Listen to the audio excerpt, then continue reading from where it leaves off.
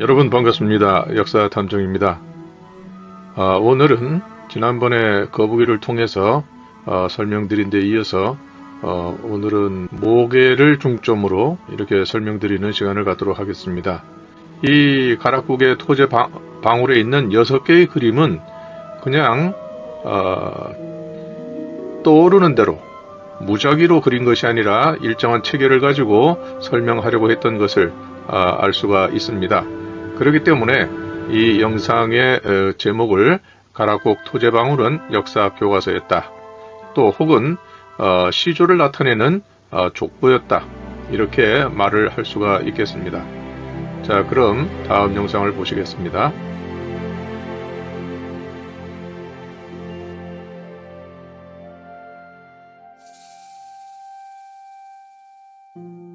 자, 이것이 오늘 설명드릴 내용인데요. 이 그림에 보면 이 위에 있는 이 부분을 아마도 관을 연상했던 것 같습니다. 그리고 이 발표된 내용을 보면 관을 쓴 남자 이렇게 해가지고 구관이라고 되어 있는데, 그러나 이것은 관하고는 아무런 관련이 없습니다. 이것은 한자가 생겨나는 고조선 시대에 최초로 생기기 시작했던 아주 초창기의 글자인 것입니다. 이 밑에 있는 것은 이전의 영상을 통해서 여러 번 반복해서 설명드린 그러한 내용들이고, 그 다음에 요 밑에 이 부분은 모계에 대한 그런 내용이 되겠습니다. 그러면 순서대로 설명을 드리도록 하겠습니다. 자, 우리가 이전 영상에서 설명을 하지 못했던 것은 무엇인가 하면 바로 밑에 있는 이 부분입니다. 이게 무엇인가? 이것을 처음 보는 그러한 그림이기 때문에 이것에 대해서는 왈가왈부하는 그런 내용이 있습니다. 그런데 이것은 중의적인 뜻이 있어가지고 먼저 보기에는 이게 달입니다. 달의 형상입니다. 그래서 여기에 보시는 것처럼 달도 그때 당시에는 사람을 나타내는 것이었습니다.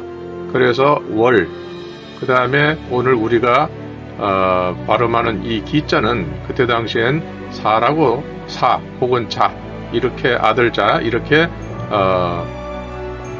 발음을 했던 것으로 그렇게 나타나고 있습니다. 그러니까 월사 혹은 월자, 이렇게 달의 아들, 달의 자식, 이런 뜻이 되겠죠. 그 다음에 여기서도 보면 또 달이 이렇게 있습니다. 달이 있고 여기에 물고기 그림이 있습니다.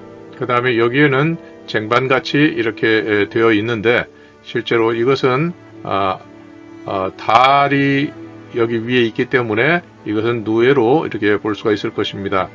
왜냐하면 누에의 몸을 위에서 이게 내려다보게 되면 거기에는 바로 이런 형상이 들어 있고, 그리고 그 몸체 밑에는 이 날 일자, 그러니까 해를 나타내는 날 일자가 이렇게 몸에 들어 있습니다. 그래가지고 정말 그 글자가 태양을 나타내는 그러한 모습으로 이렇게 그려져 있는 것을 볼 수가 있습니다.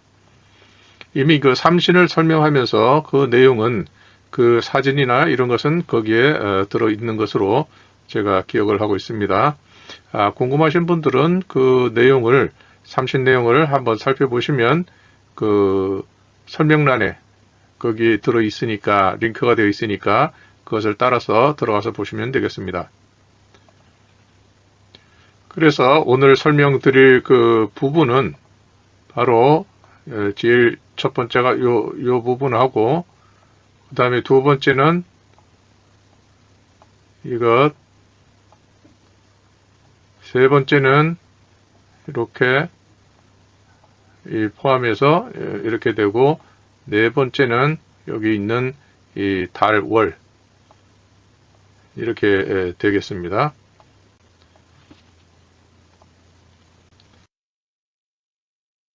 자, 그럼 여기에서 우리가 한번 보시겠습니다. 여기 첫 번째, 이것은 초라는 글자. 이건 이미 이전 영상에 얼마 안 됐는데 거기에도 이 설명이 있었을 것입니다. 있었던 것으로 기억을 하는데요. 거기에 보면 이것은 초자로 되어 있습니다. 뒤에도 아마 설명이 나올 텐데 이것은 처음에 나타난 글자는 이렇게 되어 있습니다. 갑골문이나 금문이나 다 똑같이 이런 표현이 됩니다. 다만 길이가 짧거나 길거나 이 차이가 있습니다.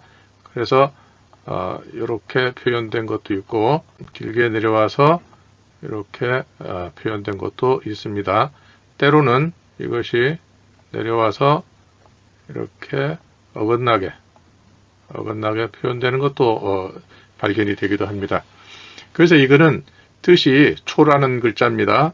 그래서 나중에는 이것이 이런 식의 두 개가 합쳐져 가지고 초두자가 되고 그 다음에 우리가 아는 풀초자가 되는 것입니다. 풀초자가 됩니다. 그런데 이것은 처음에는 우리가 아는 것처럼 식물로서의 풀을 나타낸 것이 아니라 이것은 처음이다, 시작이다, 출발이다, 이런 무엇이든지 기원이 되는 그런 의미를 가지고 있는 것입니다. 그래서 우리가 원고를 썼을 때 처음 쓴 것을 초고 이렇게 얘기를 하죠. 그 다음에 어떤 의견을 처음 냈을 때 그것을 대충 정리해 가지고 이렇게 발표를 한다든지 할 때 그것은 초안이라고 얘기를 합니다. 그러니까 처음 시작된 것, 출발점이 되는 것 이런 뜻이 됩니다. 그래서 여기에 글자를 보게 되면 이렇게 가운데 이 신자를 중심으로 해서 이렇게 양옆에 이렇게 가지를 친 것처럼 또 다른 신자 두 개가 있는 것입니다. 그래서 이것은 아드님과 따님을 이렇게 표현을 했던 것입니다. 그래서 이건 신자가 세 개니까 결국은 우리가 잘 아는 대로 삼신이 되는 것이고 또 이것은 하나로 나타나게 되면 삼각형이 돼가지고 이것은 삼합야라고 설문회자는 설명을 합니다. 이 삼합이라고 하는 것이 무슨 뜻이겠습니까? 이것은 신자가 세 개가 있어서 그것을 합쳐서 하나로 만들었다 이런 뜻입니다. 그래서 여기 옆에 보시는 설문회자를 보면 여기에 삼합야 이렇게 되어 있습니다. 삼합야 여기에 이렇게 삼합야라고 삼합이라고 설명을 해 놓았고 종입일 해가지고 위에 이걸 입이라고 봤는데 어떤 곳에서는 사람 인으로도 보기도 합니다. 그런데 허시는 어쨌거나 이렇게 입, 일 이것이 합쳐진 글자다 이렇게 설명을 하고 있죠. 그래서 삼합지형 해가지고 세 개가 합쳐진 형태다 이렇게 되어 있습니다. 그리고 여기에 보면 독약집 해가지고 발음은 읽기는 집이라는 것으로 읽는다. 모일 집. 그러니까 결국은 삼신이 모여있는 집 이런 뜻이 되겠죠. 그것은 곧 삼신을 모신 사당으로 볼 수 있습니다. 그래서 이 삼합야 이것은 두 가지 의미 곧 장소로서의 사당을 나타내는 의미와 그 다음에 사람 셋 시조 세 분이 합쳐진 글자이기 때문에 삼신을 나타내는 그러한 두 가지의 의미가 있다. 이렇게 말씀을 드렸습니다. 그렇기 때문에 이건 삼신을 따로따로 이렇게 시층별로 이렇게 표현을 했다고 숫자를 표현했다고 볼 수가 있겠고 이것을 하나로 표현한 것이 여기에 있는 바로 이 삼각형입니다. 그러면 이거 뉘조가 되는 이 양잠신이 되는 이 글자 이 일자는 길게 이렇게 뺐습니다. 왜 그랬을까요? 이분을 기원으로 해서 부계와 모계가 비로소 갈라지기 때문입니다. 지금 여기 있는 요것은 신농 임금님, 여기에 가운데 있는 신농 임금님과 아드님 되는 희화 이 두 분을 나타내는 것이고 따님이 되는 뉘조는 황제와 혼인을 해서 다른 족단으로 이렇게 결혼 후에는 다른 족단으로 이렇게 인식이 되는 것입니다. 왜냐하면 이분이 황제와 결혼을 했기 때문에 여기에는 황제의 이름이 들어가야 되지만 그때 당시에는 고조선이 시조가 되는 신농 하나님이 파워가 막강했겠죠. 또 그런데다가 인척으로서 보게 되면 최초의 고조선 곧 대륙 역사의 개벽자가 되는 이 신농 임금님이 위주로 돼서 이렇게 글자를 구성했던 것입니다. 그러니까 신농 임금님이 신농 임금님이 아드님 희화, 따님 뉘조 이것을 해서 삼신을 이렇게 나타낸 것입니다. 본래 북의 사위였다면 또 두 부족 사이에 파워가 비슷했다면 아마 황제가 들어갔을 수도 있겠죠. 그런데 황제는 여기에서 빠졌습니다. 대신에 자기 부인이 되는 뉘조를 여기에 넣게 된 것이죠. 그러니까 이 삼신, 즉 대륙에서의 고조선의 역사는 한민족의 시조 세 분, 삼신으로부터 출발했다 하는 것을 여기에서 보여주고 있습니다. 그리고 그 이후에 또 이것은 경계선으로 해서 여기 정삼각형으로 되고 아래쪽은 또 이 뉘조와 포함해서 이렇게 역삼각형으로 되어 있습니다. 이것은 무엇이냐 하면 고조선을 연 최초의 이 삼신, 그 다음에 그 제위가 또 교대로 뉘조 집안으로 넘어가는 것입니다. 그래서 그 다음 세대라는 의미로 이 삼각형을 상하 대칭으로 이렇게 표현을 했습니다. 그렇기 때문에 뉘조는 곧 삼신 중에 한 분인 동시에 새를 토템으로 하는 바로 상대되는 그 황제 집안의 시조이기도 한 것입니다.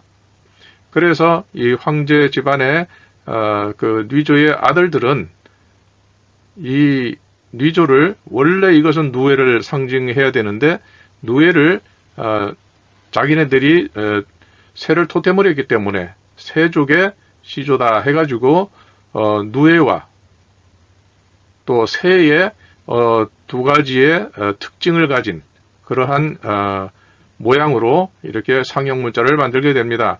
그것이 나중에 점점 후대로 내려가면서 다른 요소들이 가미되고 이렇게 표현돼서 그것이 오늘날 우리가 인식하는 용으로 이렇게 표현이 된 것입니다. 그러니까 여기에서는 역삼각형은 바로 혼인의 상대가 되는 한민족 시조의 혼인의 상대가 되는 그쪽 집안의 뉘조 집안의 이 최초의 인물, 이것은 소호금천씨를 나타냅니다. 그리고 이것은 달입니다. 달은 누굽니까? 고대 문헌에는 뉘조는, 그러니까 희화는 해를 가지고 인력을 담당을 했고 뉘조는 달을 가지고, 그러니까 음력을 관장을 했다, 이런 기록이 있습니다. 그래서 이 달이라고 하는 것은 바로 여자의 상징이 되는 것이죠.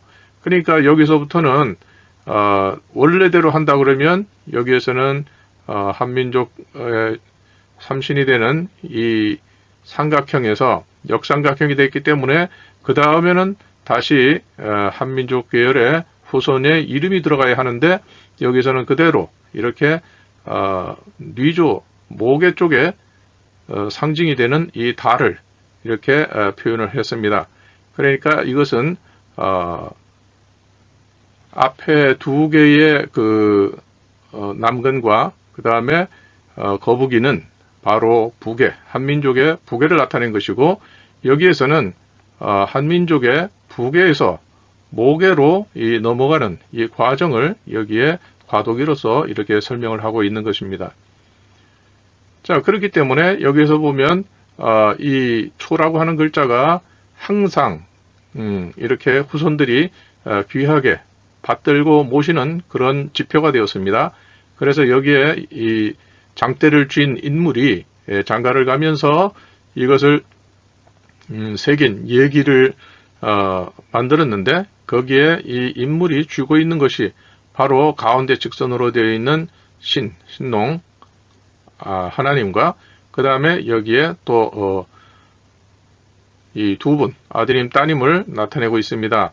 그래서 이것이 항상 잃어버리지 않고 쥐고 있어야 되는, 지켜야 되는 그러한 중요한 표지로서 작용을 하고 있습니다. 그러니 그 후대에 계속 이어지는 그 자손들은 바로 다른 건 잃어버려도 바로 이 삼신을 나타내는 이 초, 이 글자나 혹은 그 삼신 중에서 이 아드님 따님은 표시하지 않는다 할지라도 시조 최초의 출발이 되는 그 천신 하나님은 꼭 그 자기 이름자 시칭에서 자기가 항상 쥐고 있는 그러한 모습을 나타내는 것입니다. 그러니까 여기에서 이 초라는 이 글자는 이것과 동일한 것입니다. 그래서 이것과 이것은 동일한 것이고, 이 삼각형, 이것은 바로 이것을 하나로 묶어서 표현한 것이기 때문에 설문의제에서는 삼합야 이렇게 설명을 하고 있고, 이것은 이제 뉘조를 나타내는 표현이고, 뉘조와 그 다음 뉘조가 낳은 자손, 자식들이 합쳐져 가지고 이렇게 여기에 역삼각형이 되어 있습니다. 그래서 역삼각형을 자신의 시칭으로 삼은 인물이 바로 소호금천씨입니다. 소호금천씨가 동이족이라고 우리는 얘기를 하지만 혈통, 부계를 기준으로 혈통을 얘기한다 그러면 소호금천씨는 동이족이 아닙니다. 동이족으로 장가를 온 인물일 뿐입니다. 그리고 여기에 보면 이 기자가 있는데 이 사로 읽는다고 문헌에 기록되어 있습니다. 그렇기 때문에 이것은 제사 이렇게 이제 표현할 수가 있는데, 그래서 이 부분은 바로 이 글자 소금전씨를 나타내는 것입니다. 그 다음에 여기에 보면 소금전씨는 남자니까 여기서 이제 부계, 다시 말하면 뉘조와 황제의 자손들 그것으로 대를 이어간다는 이 표현이 여기에 되어 있습니다. 그러니까 한민족으로서는 부계에서 모계로 이렇게 설명이 반전이 되는 그러한 내용을 여기서 담고 있습니다. 그러니까 가락국에서는 바로 이 삼신과 또 그 다음에 뉘조를 시조로 하는 모계, 이러한 두 가지의 내용을 여기에 담고 있다, 이렇게 볼 수가 있습니다.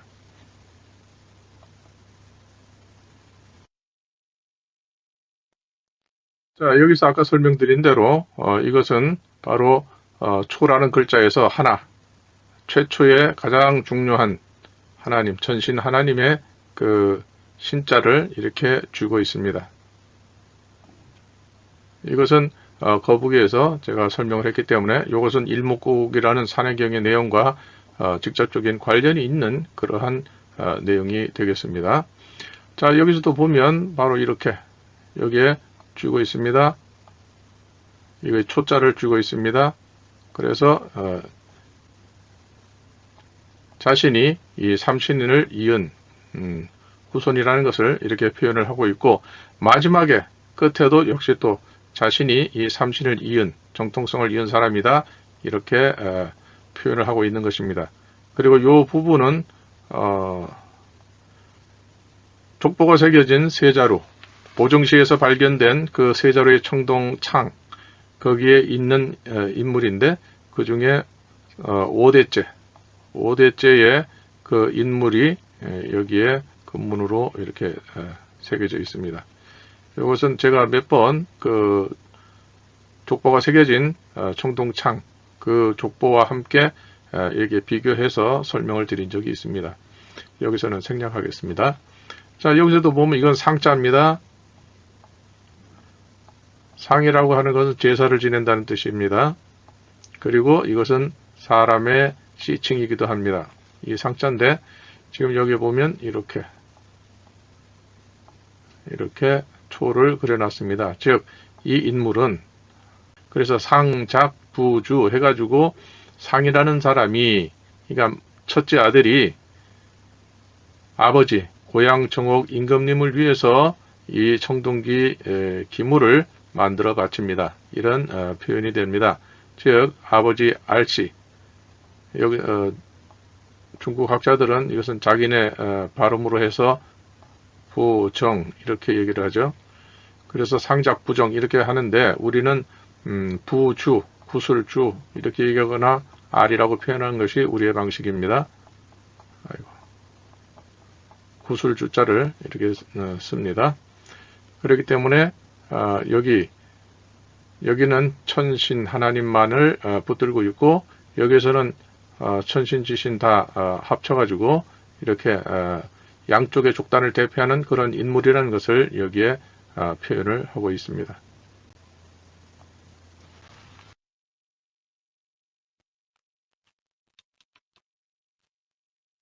자, 그 다음에 여기에도 보면 여기에도 이렇게 초자가 여기에 있습니다. 그리고 아까 사람 둘이 있는 여자, 그것과 좌우 대칭으로 표현되어 있습니다.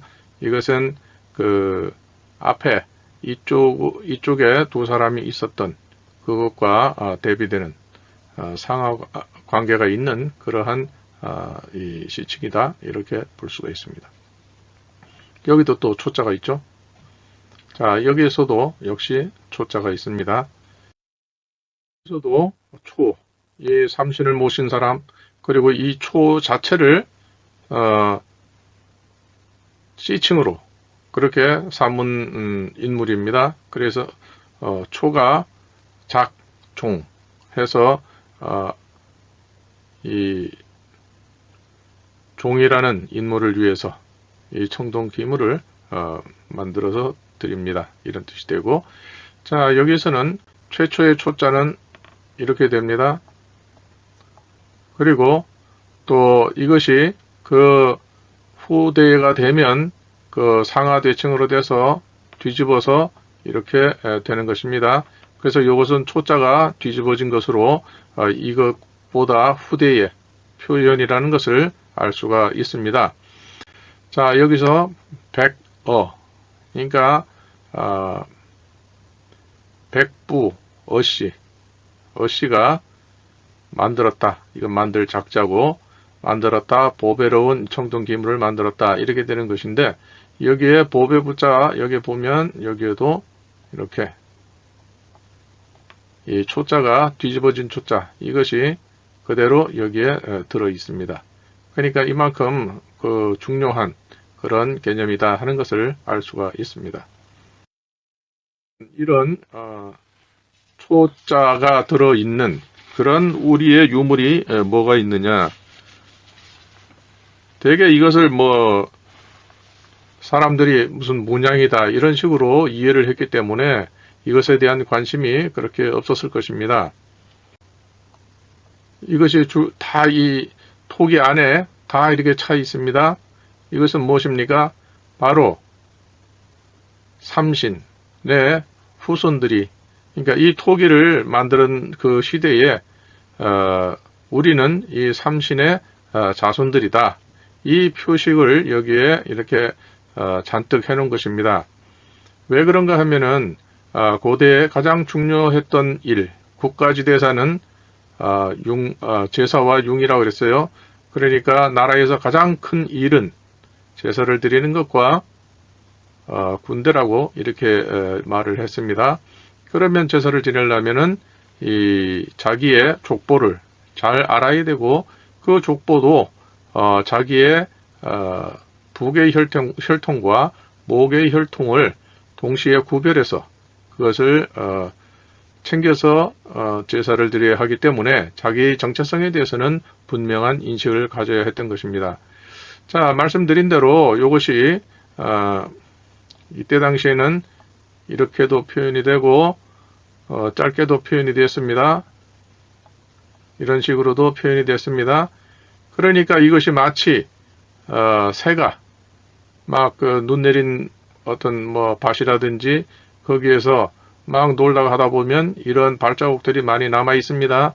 그래서 바로 이러한 것을 보고 전해오는 얘기가 창일은 한자를 창제했다고 하는데, 이 새가 걸어간 발자국 모양을 본다서 처음으로 한자를 만들었다, 이렇게 전해지고 있습니다. 거기다가 이 황제의 좌사로 눈이 4개 달렸다, 이런 얘기를 합니다. 즉 눈이 4개이고 새 발자국을 가지고 보고 한자를 만들었다. 대반 이것은 거짓말이라는 걸 알 수가 있습니다. 이미 삼신에 대해서 길게 여러 차례 설명을 드린 것처럼 이것은 새의 발자국이 아니라 각각 세 분의 이름이 하나로 이렇게 표현이 되어 있는 것입니다. 그리고 이것을 하나로 표현할 땐 이렇게 될 것이고, 그래서 허신은 설문의 해자에서 삼합, 세 분을 합친 글자다, 삼합야, 이렇게 설명한 것을 앞에서 원문을 보여드렸습니다. 그렇기 때문에 창일이 새의 발자국을 가지고 처음으로 한자를 만들었다, 이건 형편없는 말도 안 되는 거짓말입니다. 그 다음에 눈이 4개라고 하는 것은 무엇입니까? 눈이 4개라고 하면 나타난 그 근문을 이렇게 분석을 하다 보면 눈이 하나인 분, 또 눈이 두 개인 분, 그 청동 근문에 보면 그 청동기 밖에 그렇게 글자 외부에 그렇게 되어 있습니다. 그 다음에 눈이 세 개인 분은 세 개를 이렇게 표시를 합니다. 그리고 이렇게 되어 있습니다. 그런데 내부는 이것은 여자로 표현을 했습니다. 왜냐하면 형제가 한 배에서 나온 형제가 네 분인데 네 분을 가지고 이렇게 첫째, 둘째, 셋째, 넷째 이렇게 표현을 했던 것입니다. 그러니까 여기가 마지가 되는 것이죠. 아까 앞에서 보신 것처럼. 그런데 이것은 사람들이 그 내용을 잘 이해를 못했습니다. 원래 요 자체만 가지고 하면 이건 소자가 됩니다. 소자가 되는데 이것이 합쳐져서 하나의 글자로 사용을 하게 되면 이건 중이라고 읽습니다. 중.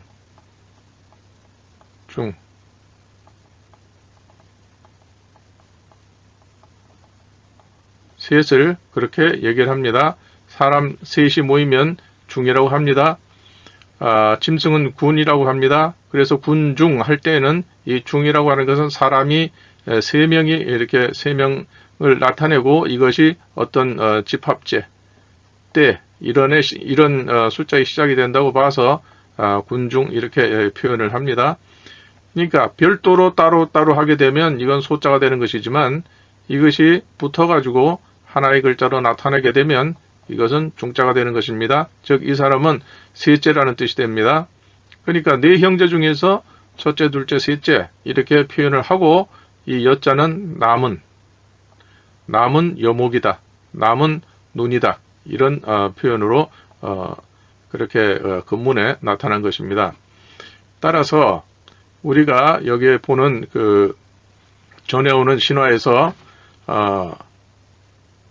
창힐이 세 발자국으로 한자를 만들었다. 이것은 문자의 발전 과정상에서 있을 수 없는 말도 안 되는 거짓말이고요. 창작이죠. 창작. 그 다음에 이 눈이 4개 달렸다고 하는 것은 바로 고향 임금님의 넷째 아들입니다. 이렇게 해석이 가능한 것입니다. 이것은 최초의 초자가 됩니다. 자, 여기서도 보면 초라는 것이 시칭으로도 사용이 되었습니다. 그러니까 자신은 삼신을 직접적으로 이은 인물이다. 이런 뜻이 되겠죠. 그러니까 초작, 이건 아까 했네요. 종, 이 해가지고 초라는 인물이 종을 위해서 이 근문이 새겨진 청동 기물을 만들어 드립니다. 이런 뜻이 되겠고요. 여기서는 주어가 없습니다. 작, 부주, 그 다음에 무, 여, 이 이렇게 되어 있어요. 그러니까 요것과 요것은 같으니까 이 인물이 주어가 되는 것 같습니다. 그러니까 이분이 아버지 무와 여 이 두 분을 위해서 이 청동 근문이 새겨진 이 기물을 만들어 바칩니다. 이런 뜻이 되죠. 초목이 파란 싹이 처음으로 나오는 것. 그래서 이 가지가 나오든 싹이 나오든 그것이 이렇게 신자로 나오는 형태다. 그래서 가지와 줄기가 이렇게 있는 것을 말한다. 그리고 여기서 보면 지금 여기 글자에 있는 이것은 나중에 나오는 것이고요. 본래는 이것이 이런 식으로 되는 것이죠. 글자가. 그래서 이것이 상하통야 이렇게 되어 있습니다. 상하라는 것은 하늘과 땅이 되겠죠. 그래서 나무의 싹이 나오는 것을 묘사를 했다. 이렇게 했는데 이것은 사실 실상 별 의미가 없는 그런 말입니다. 다만 상하통야라고 하는 것은 여기 이 신자 가지고도 상하통야 이렇게 이제 표현이 되어 있기 때문에 바로 이 신에 관한 설명을 이어받아서 이렇게 했고 뒤에는 잘못 인식을 했습니다. 이것은 무슨 싹이 나거나 그런 것이 아니라 고조선을 시작했던 분의 그러한 최초의 시조의 이름이기 때문에 아마 역사에 싹이 나오는 그러한 인물로 이렇게 받아들이는 것이 좋을 것 같습니다. 그래서 보면 근문과 갑골문은 거의 같은 모양으로 이렇게 초라고 이렇게 기록을 했고, 그 다음에 설문회자가 대상으로 하는 전국시대 이후에 그때는 이렇게 되었습니다.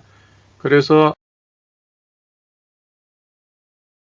한민족의 나라들이 이렇게 초라는 글자를 이렇게 표현한 것은 아마도 이 형태를 보면 그 이후에 한나라 때에는 이렇게 직각으로 세워서 글자가 이 글자에서 이렇게 변해서 이런 식으로 된 것 같습니다.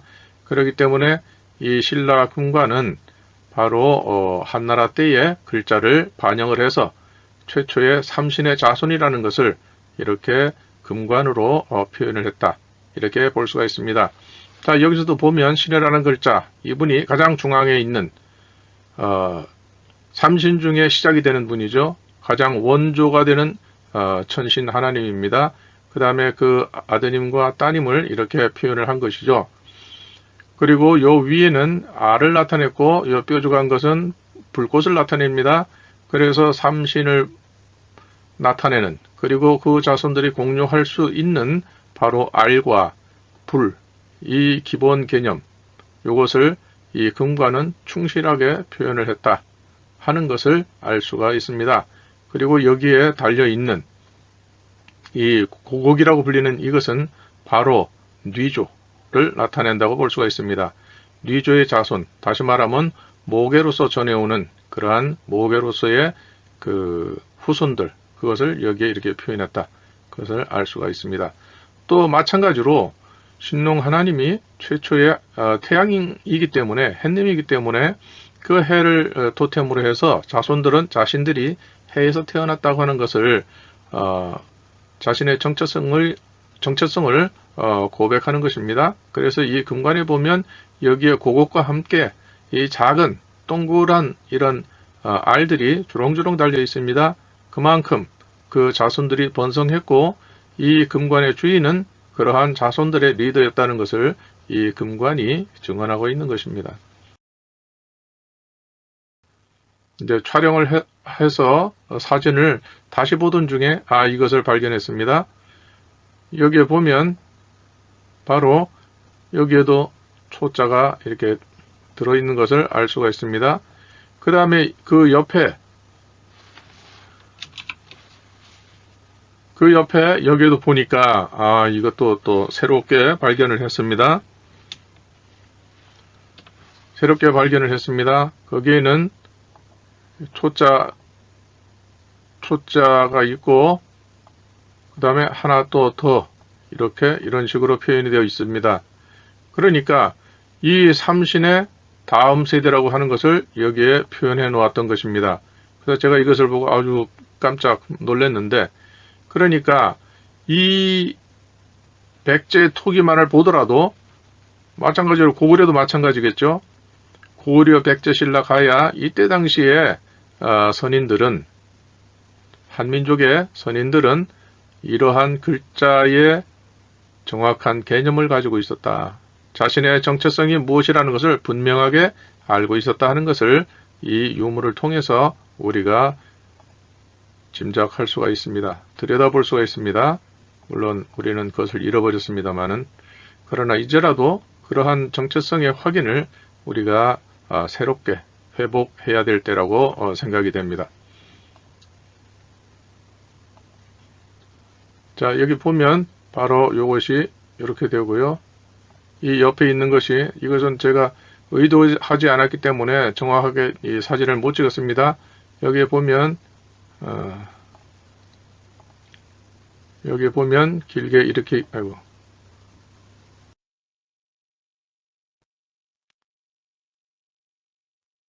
자, 그래서 이제까지의 설명을 바탕으로 해서 결론적으로 말씀을 드리면 다음과 같이 됩니다. 이것은 초라는 글자가 되겠습니다. 초라는 글자가 돼서 바로 이것과 같은 개념이 되는 것입니다. 이것이 먼저 나온 최초의 초라는 글자고, 이것은 그 이후에 변형이 된 그런 초자가 되겠습니다. 발달 과정에서요. 그 다음에 이것은 달, 월, 달을 매개로 해서 여성의 족보를 나타낸 것입니다. 그 다음에 역삼각형은 앞에서 설명드린 것처럼 바로 뉘조의 자손, 뉘조의 다음 세대, 그것을 나타냅니다. 그리고 이 역삼각형을 자기의 상징으로 한 것은 소호금천씨라고 말씀을 드렸습니다. 그리고 이 정삼각형, 이것은 아까 설문회자에서 보여드린 것처럼 삼신합야해서 이 추와 같은 개념이 되는 것입니다. 삼신을 나타낸 것이죠. 이것도 삼신을 나타냈고 이것도 삼신을 나타냈으며 그리고 이것이 삼신 중에 모계가 따로 혼인의 상대가 되는 그 족단에서 후손을 낳아가지고 이 모계로 이어지는 그러한 과정을 이렇게 표현했다 볼 수가 있습니다. 자, 그래서 여기서 또 보시면 바로 이렇게 머리 위에 이렇게 시조 세 분, 삼신을 모시는 이 사람, 이게 무릎을 구부리고 이렇게 되는 것은 제사를 드린다, 받든다, 뭐 이런 개념으로 보셔도 무방할 것 같습니다. 그리고 여기에서 보면 이것은 갑골문에 표현되어 있는 것인데요. 이것은 앞에 말씀드린 대로 이것은 뉘조의 시칭입니다. 뉘조만이 쓸 수 있는 시칭입니다. 그리고 이것은 뭐냐 하면 잠박이라 해서 노예가 이 안에 들어가서 잠을 자게 되는 것입니다. 그렇기 때문에 여기에 이 잠박국에서 여기 보면 이렇게 요것과 닮은 그러한 두 개가 이렇게 나와 있습니다. 그러니까 이것은 여성 둘을 나타내는 것으로 보입니다. 여성 둘을 나타낸다고 하는 것은 지난번에 말씀드린 것처럼 바로 이런 야자가 되는 것이죠. 여성 둘, 다시 말하면 누에를 키우는 여성 둘. 그래서 이것은 큰 누에, 그러니까 어른이 되는 여자가 되고, 이것은 그 다음 고조선 시대의 예법에 따라서 이거는 이 큰 누에의 조카가 되는 그러한 인물이 둘이 합쳐서 이렇게 한 가정을 이루고 사는 것. 그것이 모계 사회 당시의 사회 제도였습니다. 그래서 이 글자가 다시 여자로 이렇게 바뀌게 되는 것입니다. 여자가 되려면 큰 누에와 또 다른 누에가 있고 이렇게 무릎을 꿇고 받드는 것. 그렇기 때문에 이 뉘조 때에 시작된 그 사회의 제도를 받들어서 이렇게 양잠을 하는 그러한 다음 세대 후손들을 이렇게 표현합니다. 그래서 이 큰 누에, 작은 누에 이 두 분을 받들어서 누에를 계속 담당하는 양잠을 하는 그러한 사람이 곧 여자다. 이런 뜻이 되겠습니다.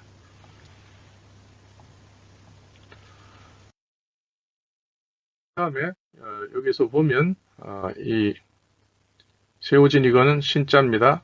신자고 여기에 보면 천자로 되어 있습니다. 천. 그러니까 이것은 천신 이런 뜻이 되는 것이죠. 그 다음에 여기 역삼각형, 이건 아까 말씀드린 대로 이것은 소후금천씨, 뉘조의 아드님이 되는 소후금천씨의 시칭을 나타낸다고 했습니다. 그런데 이분은 해의 자손이 되는 것입니다. 즉 천신 하나님의 자손이 이렇게 내외간으로 이렇게 구별이 되어서 이 지라고 하는 것을 새롭게 구성을 했습니다. 이것은 이사지 왕도 영상편에서 상세하게 제가 설명을 드렸습니다. 그리고 본래 지라는 글자는 우리가 사용할 때는 이렇게 네모가 되죠.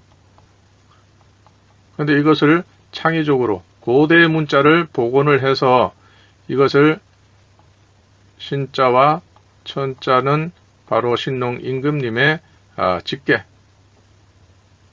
한민족을 기준으로 할 때의 직계, 부계를 나타내는 것이고, 또 이 세모, 이것은 모계로서 천신 하나님이 계승되는, 기려지는 그러한 내용을 나타냅니다. 그러니까 이때 당시에 부계와 모계의 분기점, 그것을 여기에 정확하게 표현을 했다. 이거를 볼 때마다 참 대단하다. 3000년 정도 이렇게 가까이 세월이 흐르도록 전혀 이 개념이 흐트러짐이 없이 그대로 이 부계와 모계를 이 갈라지는 그 개념을 이렇게 정확하게 표현할 수 있다는 것은 정말 참 경이스러운 그러한 일이고, 이러한 정확한 자기의 정체성을 인식하고 있었기 때문에 결국은 대업을 이룰 수 있었던 것이 아니냐, 이렇게 생각이 들기도 합니다. 자, 그래서 이러한 천신, 이것을 그때 당시의 글자로 날, 일, 이것도 그때 당시에 초창기에 상형 문자로 이것을 새롭게 표현을 한다면 4500년 이전의 글자로서 표현을 한다면 다음과 같이 될 것입니다. 신, 이건 천, 이거는 역삼각형. 그래서 본래 이러한 내용을 신라인들은 정확하게 표현을 해서 한나라 때의 글자로 글자를 표준으로 했지만, 그래도 이러한 본래의 글자를 충분히 살려서 그렇게 자신들의 정체성을 나타냈다, 알렸다 하는 것을 우리는 알 수가 있습니다. 우리가 역사의 회복을 위해서는 바로 이러한 그 사국시대의 선조들이 인식했던 투철한 정체성을 우리도 가져야겠다 하는 그런 다짐을 하는 시간이 되었으면 이 영상을 만든 보람이 있다고 하겠습니다. 이상으로서 오늘의 설명을 마치도록 하겠습니다. 끝까지 봐주신 구독자님들께 감사의 말씀을 전하면서 영상을 마치도록 하겠습니다.